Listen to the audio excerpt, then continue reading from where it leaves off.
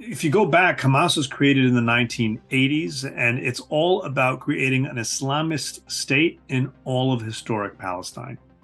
Because of that, Hamas hates Israel the most, but they also don't have much love for the Palestinian Authority, which is secular. And not only is it secular as opposed to Islamist, but it believes in a two-state solution, and Hamas does not. I think this is one thing that many viewers may not understand. Hamas is not fighting for there to be a Palestinian state alongside an Israeli state. Hamas is fighting to destroy Israel and to have one Palestinian state that is not secular but is Islamist in all of historic Palestine, in all of Israel, and all of the West Bank, and all of the Gaza Strip.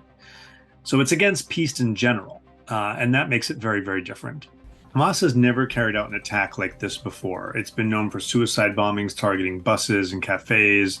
Later, when it conquered the Gaza Strip by force of arms and turned its guns on fellow Palestinians in 2007, after that, because it had territory, it built up a rocket arsenal and would fire rockets at Israeli communities. We've seen that even in this attack.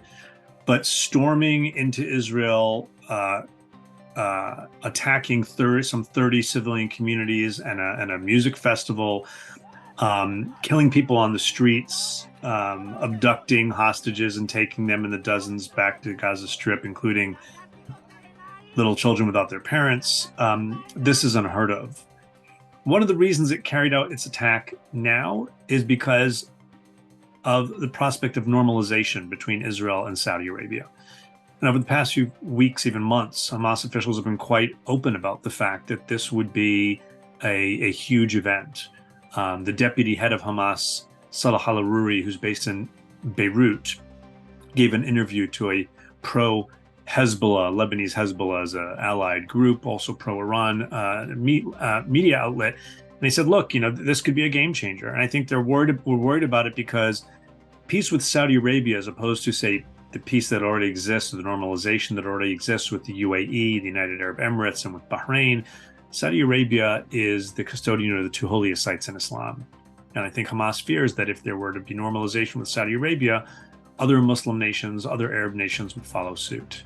And I think Hamas felt that if it does come to a ground war, which I think is painfully likely because the Israelis are going to feel that they have to somehow secure the release of these dozens of civilian hostages, which include, by the way, people killed and hostages from at least 14 foreign countries. This is a textbook international terrorism, a case of international terrorism, that if they do go into Gaza, that Hezbollah will do more from the north, that it will open up a second front, either from Lebanon and maybe also from Syria. And so this could have kind of horizontal escalation in the near term, which could be very dangerous.